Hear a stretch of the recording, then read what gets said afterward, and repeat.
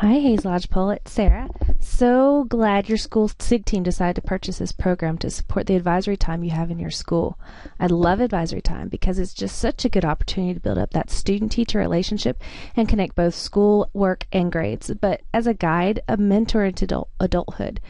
I had the chance to work with Dr. Ness, one of the creators of this curriculum this summer, with other high school counselors and principals across the state.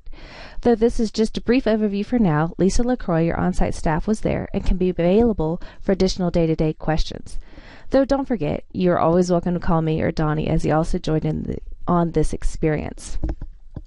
As you flip through the manual, you'll look right past the cover page on the acknowledgments page. You'll notice this book has been used, developed, and refined within various Native communities and settings. Much of it is Ojibwe, but don't let that hinder your use of these good foundations for students. In fact, after the summer training, Rocky Boy has purchased a set, and they're excited to use it, as well as Nashua, Hardin, and Heart Butte are interested in how they can incorporate it into their setting. So again, I'm excited your school is using this and working to be a leader in our state for other reservation and near reservation schools. During the transition process, it's essential for students to organize the important information and documents they'll reference throughout their lives. Portfolios provide a way for students to collect and organize samples of their work to show prospective employers or college admission counselors what they can do and have done. The Onacona system, derived from Ojibwe meaning he, she, planet, is a personal portfolio system designed to help transition-age American Indian students plan for their future after high school in an organized and structured way. The Expanding the Circle curriculum includes activities that lend themselves to the Onacona system. The students will actually begin to delve into the Onacona system, Theme 1, Unit 1, Lesson 3. I think your school purchased these beautifully labeled folders for the students, but if not, using a file folder system could work too. You could store these in the student work in a 3-ring binder, in a box, in an accordion file folder. Dr. Ness, the creator, hated 3-ring binders, and she hates her program menu even being in a 3-ring binder. But I'm a big fan. It keeps it nice and organized in one place. Students can use this portfolio throughout their high school career to show growth in what they have learned, as well as when they go to a job interview or college interviews.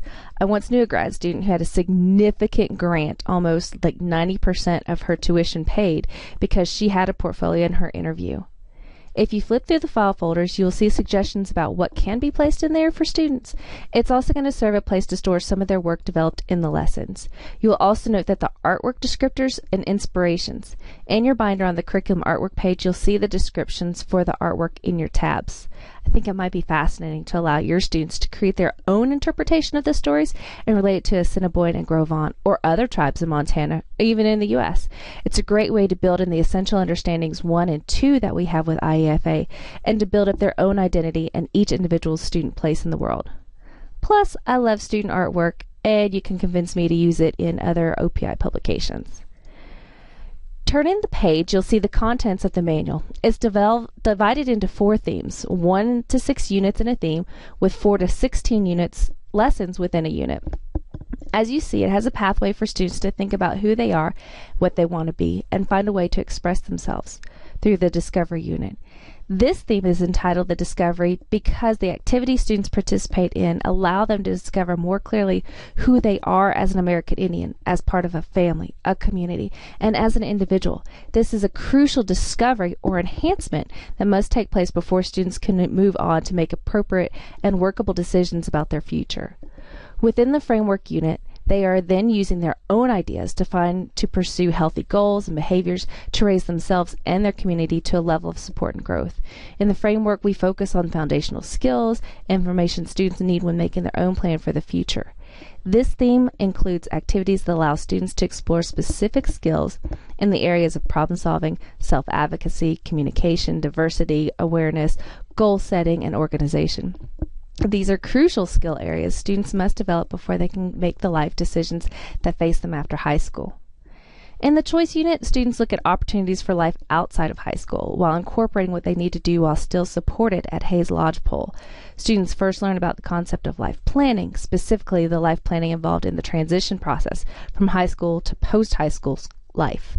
They look at multiple opportunities for both college and career, demystify or break apart misconceptions regarding the time, the money, and other obstacles they might and will face while continuing education to further their college or career plans.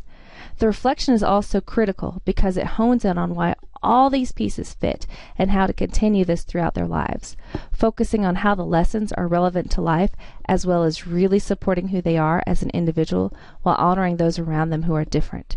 The reflection can naturally develop into opportunities that are part of the experience of giving back to others. This might be developed through a service learning project, a mentoring opportunity, or another form of giving back in the community. As part of the reflection, it's appropriate for students to share with their peers who are important to them in their lives what they have learned about themselves. Through their experiences in this curriculum, be it, however long that y'all are going to use it, the students have come to know more about themselves than they knew before they started. These final exercises in the curriculum give students the opportunity to expand their circle of knowledge by verbalizing what they have learned about respecting the past, by putting their discovery, their framework, and their choices together as they prepare for the future. This is just such a cool program. Each unit of the curriculum includes lessons approximately 30 to 60 minutes to complete. I know that your time is limited, so as a teacher, you'll be able to kind of figure out which pieces need to fit and which pieces you'll have to break apart within a week. Some activities can be ongoing or are noted as such.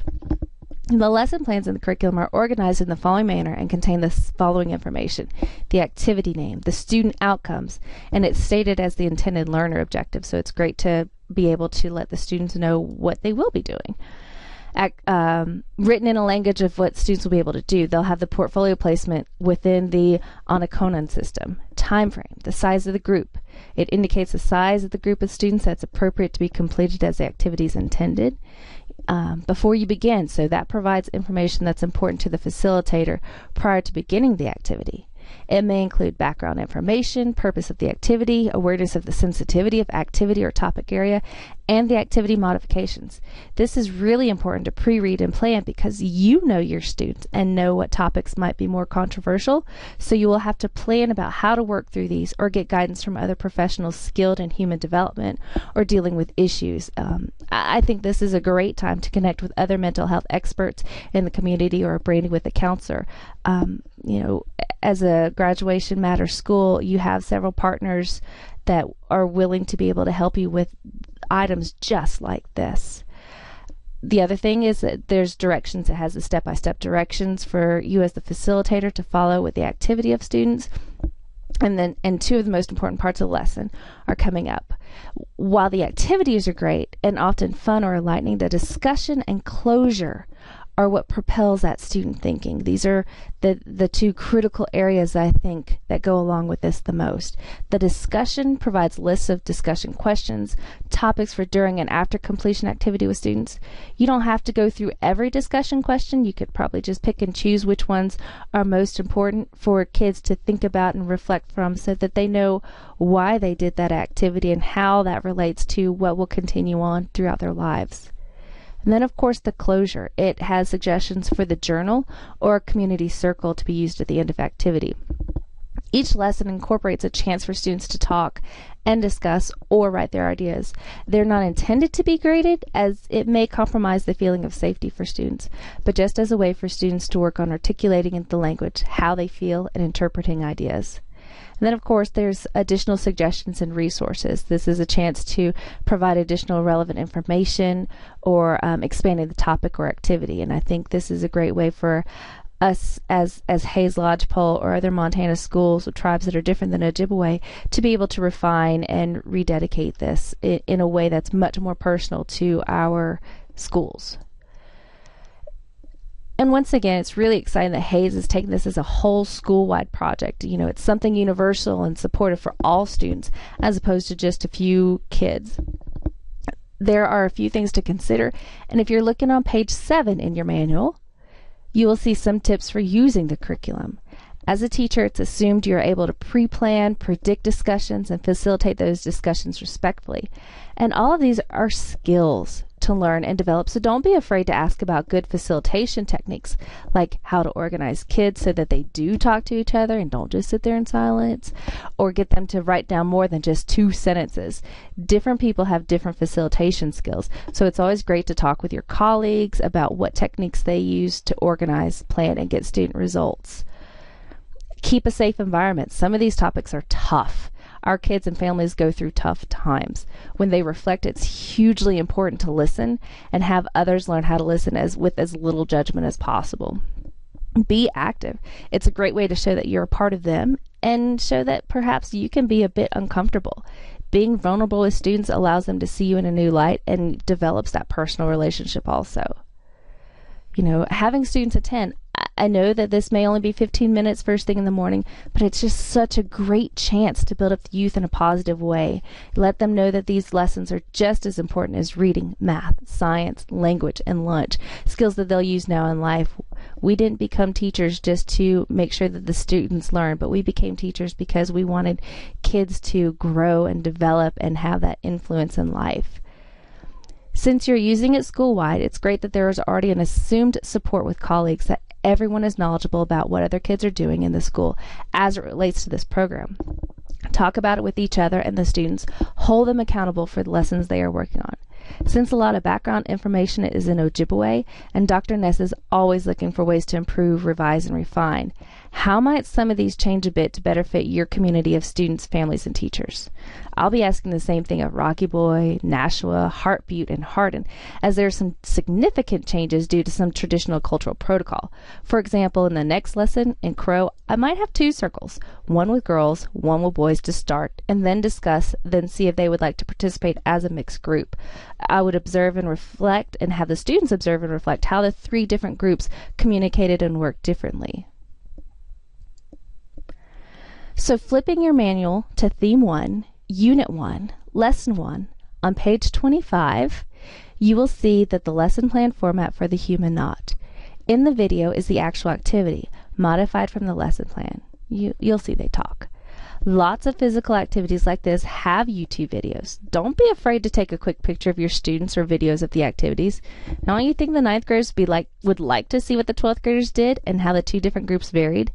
In addition, that reinforces that the school is focused on this. It's not an isolated incident, and everyone has a common language about these skills and commonality of goals. So let's take a quick video of how these students did their human knot. Step over. You guys go down. Crouch down. Zach, step over. Yes, yeah.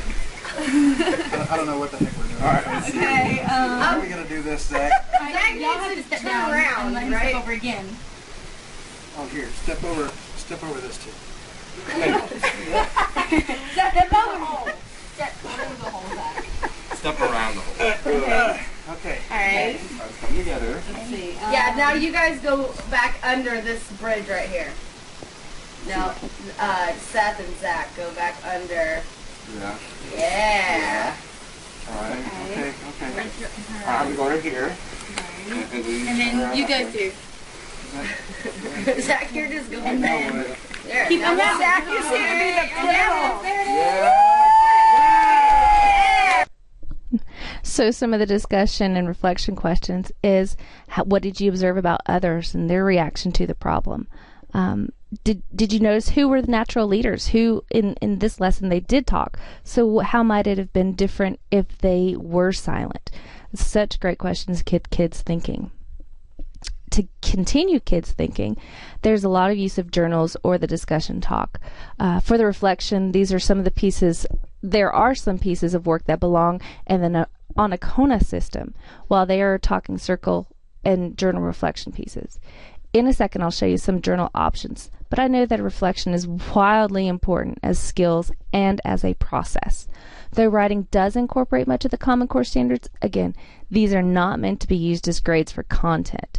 Perhaps for participation or completion, but allow students to use writing as therapy, goal setting, and articulation of ideas. When kids show you their work or their writing, be excited that they are sharing insights to their world and their minds. Saying, oh, that's good, may be fine for some kids, but really honoring that they are building a relationship with you is vitally important. Say things like, Thank you for sharing that with me. I'm excited that this is something you are planning for. Or, oh, that's cool. I didn't know that about you before.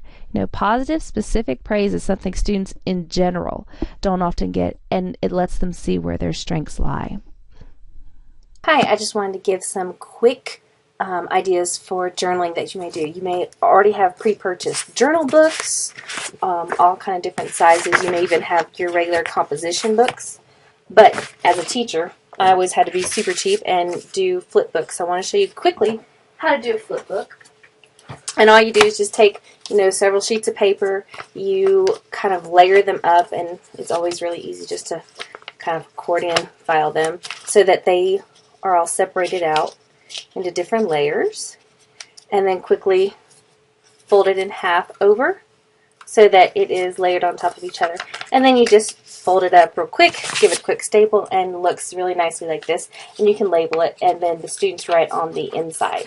The other quick journal activity, again, is just take several sheets of paper and then fold it in half. And then what you'll see, what I've done to make it a little bit more stable, is I've just done little slits at the top. You can either use scissors or just have the kids tear approximately about 1/2 inch, 3/4 of an inch. Take a rubber band, put it through the slits, and it makes a nice little quick journal so that they have pages in which to write in and store their stuff. Okay? Just real quick. Thanks.